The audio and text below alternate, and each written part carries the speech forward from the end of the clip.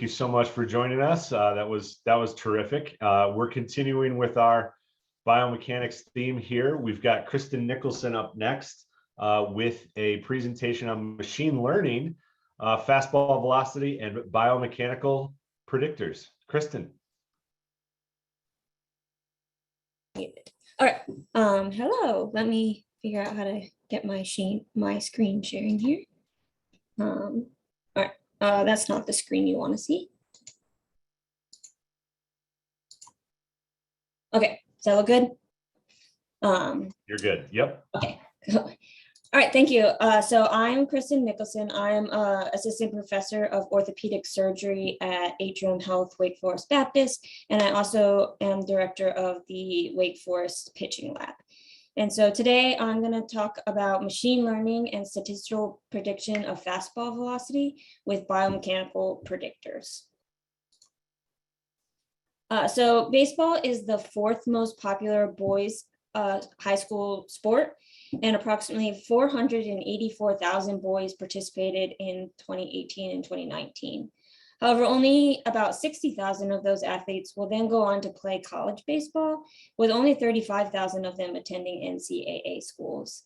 And then less than 0.5% of high school athletes and 10.5% of NCAA athletes will be drafted by Major League Baseball.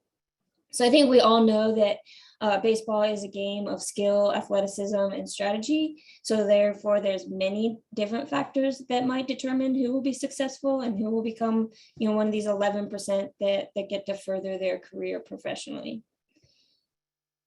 In recent years, one of the most important factors for success among baseball pitchers has been fastball velocity. So we've all seen D1 baseball's heat sheet and all these pitchers really striving to throw as fast as they can. Pitchers who throw at higher velocities on average demonstrate enhanced performance metrics, with an increase of 1 mile per hour resulting in 0.3 runs saved per 9 innings. A baseball that's thrown at 90 miles per hour reaches home plate in 400 milliseconds. And so the faster a baseball is thrown, the less reaction time the hitter has to assess the pitch type and location. Due to performance enhancements related to increased pitch velocity, there's been a consistent increase in pitch velocity over the last 2 decades in MLB, with league-wide average fastball velocities increasing from 89 miles per hour in 2002 to 93 miles per hour in 2019. In 2008, there was only 11 pitchers who averaged over 95 miles per hour. And in 2018, there was 74 pitchers who averaged over 95 miles per hour. And so at the professional level, this increased average pitch velocity has been related to the prioritization of velocity during scouting and signing of professional contracts. So naturally, this has resulted in increased focus on pitch velocity development at all standards of play. So pitching in baseball is a series of complex, multifaceted movements that produce high forces throughout the entire kinetic chain. And disruptions or inefficiencies such as timing errors or suboptimal alignment within the pitching sequence can lead to decreased ball velocity. While a majority of baseball research has focused on elucidating causes for injury, there's been a few studies that look at how mechanics or timing relate to pitch velocity. However, there is a lack of quality investigations evaluating the relationship and influence of multiple biomechanical variables on pitch velocity. So the purposes of this study were to develop and compare both statistical and machine learning models of fastball velocity, and then also to identify the strongest predictors of fastball velocity. This was a retrospective review performed on baseball pitchers who had undergone a biomechanical evaluation at Wake Forest. As part of their evaluation, they got a 3D motion analysis with ground reaction forces. And then each pitcher went through a normal pregame warm-up period before pitching.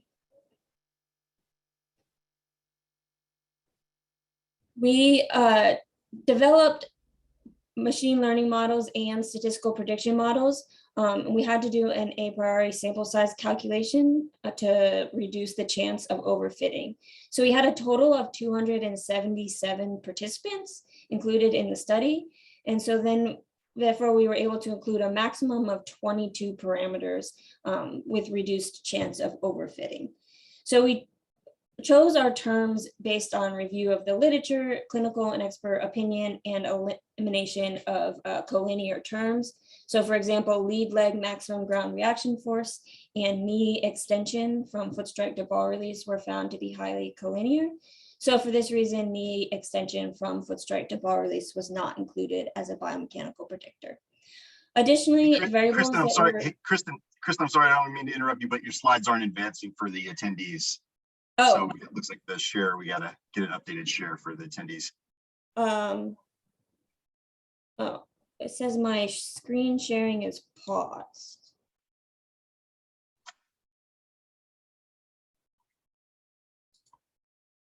All right, let me stop sharing and try it again.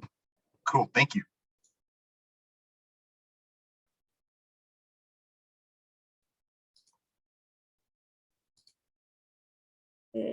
Is that better?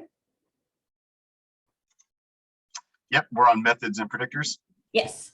Perfect. Do you want me to go back at all or just continue on? I think you're okay.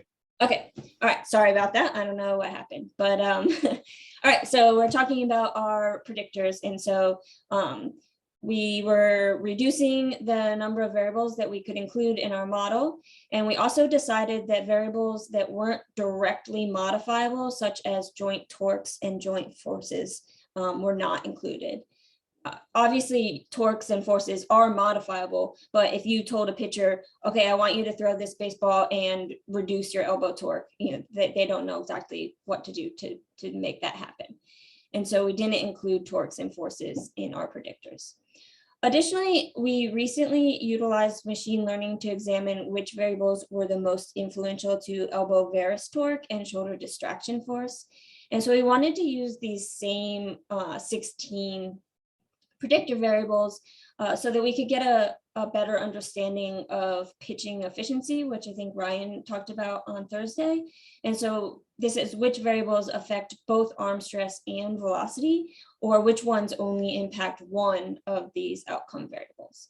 And so we ultimately decided on the 16 variables listed here on the right: rear foot maximum ground reaction force, lead leg maximum ground reaction force, elbow angle at foot strike, elbow angle at maximum shoulder external rotation, maximum elbow extension velocity, shoulder abduction at foot strike, maximum shoulder external rotation, shoulder abduction at ball release, maximum humeral rotation velocity, hip shoulder separation, trunk forward flexion at release, lateral trunk tilt at release, maximum pelvis rotation velocity, maximum trunk rotation velocity, the time difference between when you reach maximum pelvis rotation velocity and when you reach maximum trunk rotation velocity, and then stride length.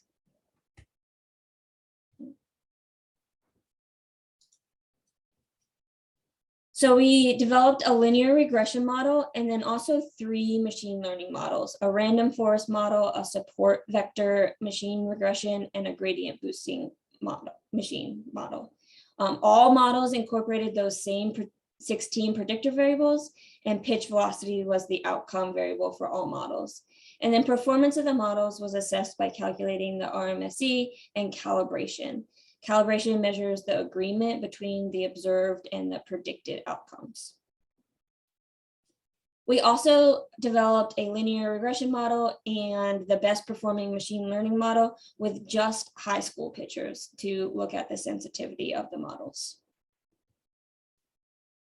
So here is just a table of kind of the results, or of the demographics rather.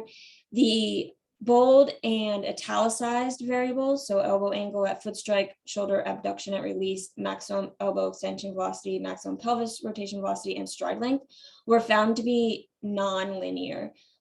So they were separated into knots and incorporated into the linear regression model as separate variables. What that means is elbow angle at foot strike, for example, there is kind of a sweet spot. So if you're outside of 90, that may have a poor effect on ball velocity, but the more you get inside 90, you're also going to decrease your velocity. And so our final linear regression model had an RMSE of 2.49 meters per second, and then a calibration of 1 with the R square being 0.45. And the linear regression model showed that significant predictors of pitch velocity were maximum humeral rotation velocity, trunk forward flexion at release, lateral trunk tilt at release, maximum lead leg ground reaction force, maximum trunk rotation velocity, and maximum elbow extension velocity. So keep in mind these RMSE values of 2.49 and the calibration of 1. And so then we look at the machine learning models, and we see that the gradient boosting machine demonstrated the smallest RMSE and the most precise calibration. And so all of the machine learning models had significantly reduced RMSE compared to the regression. Only the gradient boosting machine had better calibration than the regression. But using these results, we decided to pursue forward with interpreting the results of the gradient boosting machine model. And so the highest influence to pitch velocity was maximum elbow extension velocity, having an influence of 19.3%, followed by maximum humeral rotation velocity, maximum lead leg ground reaction force resultant, trunk forward flexion at release, and then the time difference of maximum pelvis rotation velocity and maximum trunk rotation velocity. While it wasn't the purpose of this study, we did see that lead leg maximum ground reaction force and maximum humeral rotation velocity were also significant influencers to elbow varus torque. And then maximum humeral rotation velocity, the time difference of maximum pelvis rotation velocity and maximum trunk rotation velocity, and trunk forward flexion at release were all significant influencers to that shoulder distraction force. So therefore, elbow extension velocity was the only mechanical variable that can significantly impact velocity without also increasing pitching arm stress. When we just included high school participants in the model, we saw that the RMSE and the calibration were similar to the original linear regression and gradient boosting machine models. However, there were differences in the most influential variables to pitch velocity. We saw that the most influential variable was maximum humeral rotation velocity, followed by hip shoulder separation, trunk forward flexion at release, maximum trunk rotation velocity, maximum elbow extension velocity, and then elbow angle at maximum shoulder external rotation. So these bold and italicized variables were not significant influencers to the overall model. So maximum humeral rotation and elbow extension velocity demonstrated the greatest influence on pitch velocity within the primary models. Similarly, previous kinematic analyses have observed that shoulder internal rotation was the greatest contributor to ball velocity within tennis, water polo, cricket, and baseball. Elbow extension velocity has also been previously associated with throwing velocity in baseball pitchers. The influence of shoulder and elbow kinematics on pitch velocity is not surprising due to the summation of centrifugal forces from the hips and the trunk. Torque generation and transfer through appropriate pelvis and trunk rotation allows for higher velocity shoulder rotations and elbow extension. For example, previous pitching models have observed that greater humeral rotation and elbow extension velocity were dependent on improved trunk rotation velocity.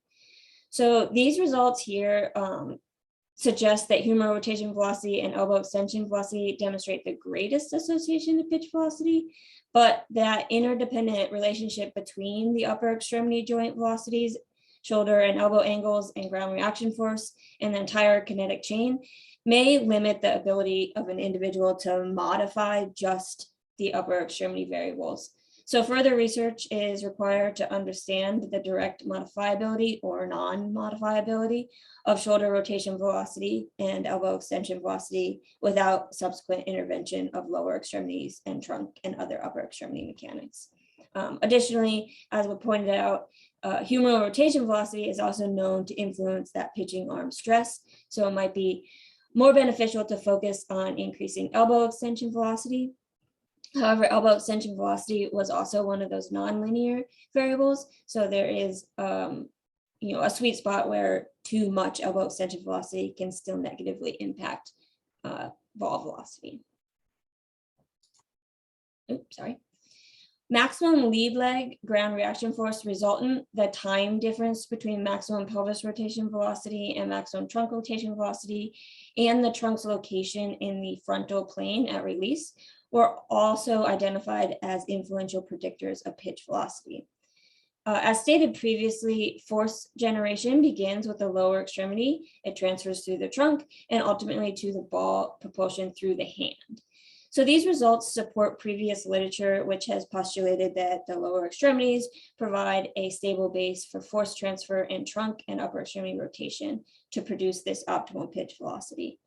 Lead leg ground reaction force has been positively associated with pitch velocity at the high school and college levels, and forces generated from the lead leg rely on proper kinematic sequencing to transfer energy. Following foot strike, the pelvis should rotate, followed by trunk rotation. So improper timing or smaller separation between maximum pelvis rotation and maximum trunk rotation will impact ball velocity. The linear regression results suggested that every 1 millisecond increase in separation will increase the ball velocity by 0.01 milliseconds.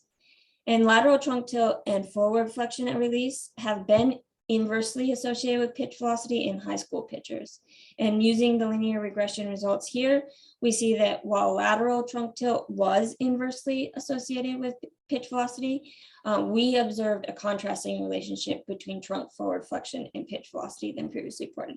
So this goes back to exactly what Glenn was saying in the presentation earlier, that there have been studies that said forward flexion of the trunk was inversely related to pitch velocity. So the more forward you are at release, the slower your ball velocity. But we found the opposite effect, and the more flexion at ball release, the greater impact on increasing ball velocity.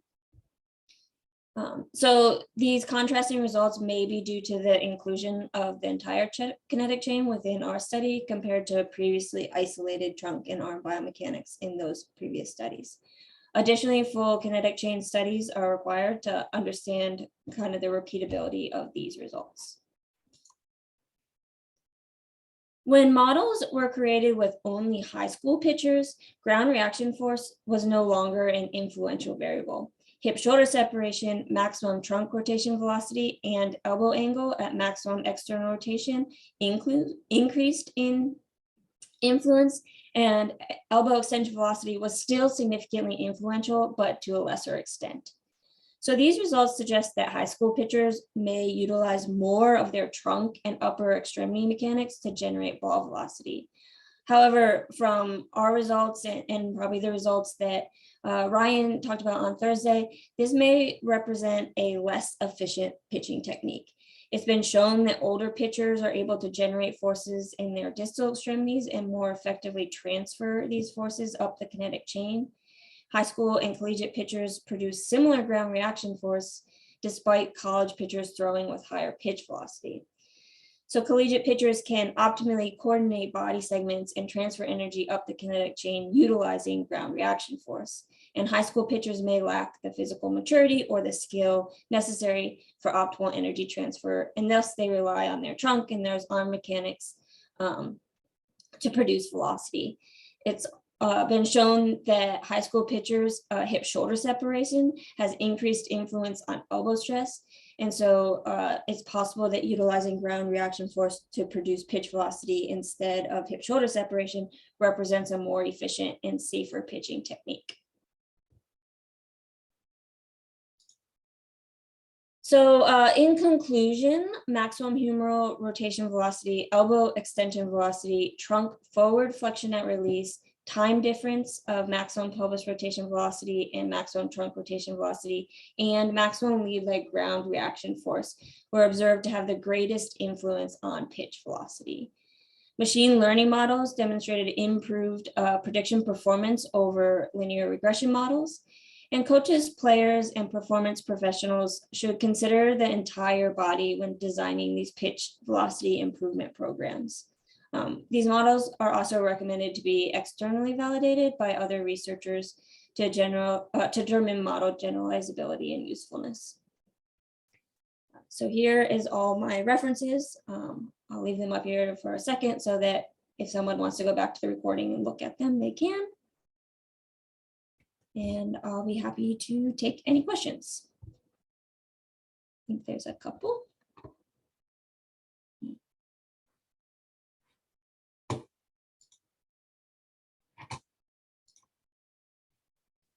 So the first question here from John is, how did the models, particularly the boosted model, translate to out of sample data?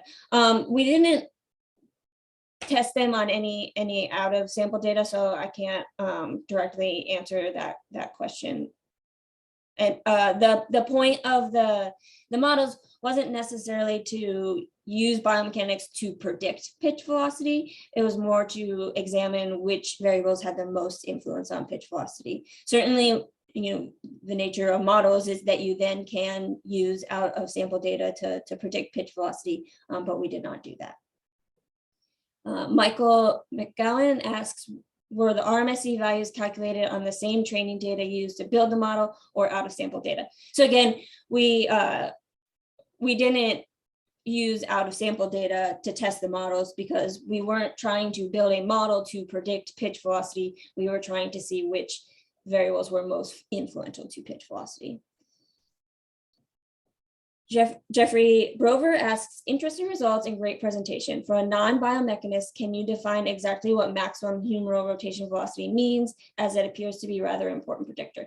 So maximum humeral rotation velocity is how fast the humerus is rotating from foot strike to ball release. So how fast it's internally rotating and just the max that it hits. It's usually between 4,000 and 6,000 degrees per second. Connor says, for the gradient boosting model and RMSE of less than 0.001 millisecond implies that the model was practically perfect at predicting velocity. Were there cases where the model underperformed, or were the results truly one-to-one, as the RMC suggested? And then do you think that there was any overfitting to your sample? So this work was published in Journal of Biomechanics, so you can look through there to further see information on the actual models and how we tested them, tested the sensitivity, and ensured that we weren't overfitting. On that last slide, I briefly mentioned that I'd like to acknowledge my co-authors, Gary Collins, Brian Waterman, and Garrett Bullock. And so Garrett Bullock is the one that ran all the models, and he's really the machine learning expert. But I will say, again, we weren't trying to predict velocity with the biomechanical variables. We were more trying to see which variables were most related to pitch velocity. So we didn't have any, out of testing data that we ran through there. Matt Chan says, nice work, thank you. Was there a particular reason that you use resultant ground reaction force as opposed to vertical? And then do you see a big difference among the three components? From our data, we see that most of the resultant is the vertical force. And if there's a lot in the other directions, then there's probably a different issue there with the player being inefficient and leaking power. So we just chose to use kind of the resultant as the overall force that they were generating. We may have seen different information if we use the vertical, because as I said, if the majority of the force is not in the vertical direction, or if they're leaking force in the other directions, we may see different results. Eric says, great talk, thank you. Has there been much research on differences between pitchers and outfielders in terms of their mechanics? And do the same mechanics apply regardless of having a running start to affect ball velocity, since the kinetic chain sequence is eventually similar, the same at foot strike? That's a great question. There has not been a lot out there looking at mechanics of field position players. My grad student just did a study where he did collect on all of our position players. So that's data that we have that maybe we can start to look at some of the differences. We also have just recently started using our system to do throwing analysis rather than pitching analysis. So that's hopefully something that is yet to come. As Glenn mentioned, a lot of this is driven off of the injury of it. I don't know the word I'm looking for, but the excess of injury in baseball pitchers and trying to eliminate that and keep players on the field. Injuries aren't as common in those position players and the batters. However, as the technology becomes more and more readily available, and as this study alludes to, people are going to be using it more and more for performance and not just injury prevention. And so I think using it for fielders and using it for the hitters is the next logical step. Thomas says, were any of your studies analyzed to understand injury predictability? So this particular study, we were just looking at predictability, or not even predictability, but which mechanics were most related to ball velocity. Our overall goal as a lab is to kind of understand this pitching efficiency. So what can you do to limit the pitching arm stress and the chances for injury while still maintaining or increasing ball velocity? And so we previously did a study where we used machine learning to create models to predict elbow varus torque and shoulder distraction force, and which mechanics were most influential to those two variables. And then the next step was that we were doing the same modeling to see which variables were most influential to ball velocity, so that we could eventually get around to that idea of pitching efficiency and the most efficient mechanics. Cameron says, have you been able to implement these findings into player technique changes, and have you seen a significant change in pitch velocity with these changes? This research was just published in 2022, and so we haven't had a lot of time to implement these direct findings. But anecdotally, I would like to say the Wake Forest pitching lab has been open since 2019, and in 2021 and 2020 they had first round draft picks. So I think the information we are learning is able to help our pitchers and increase their velocity and hopefully keep them healthy.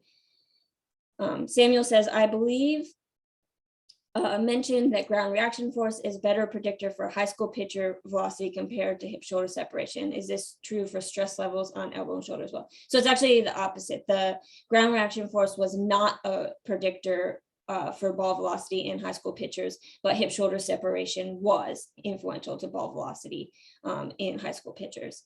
And we did find similar findings for the elbow and shoulder stress as well, that when we included everybody in the model, hip shoulder separation and was not an influential variable, but in just the high schoolers, I believe it was. That study is in I think it's in American Journal of Sports Medicine, if you want to go back and look for it. And that's all of the questions. And I think I'm right about out of time anyway. So. Kristen, thank you so much. That was terrific. We appreciate you finding the time here to join us this year again. Yeah, absolutely.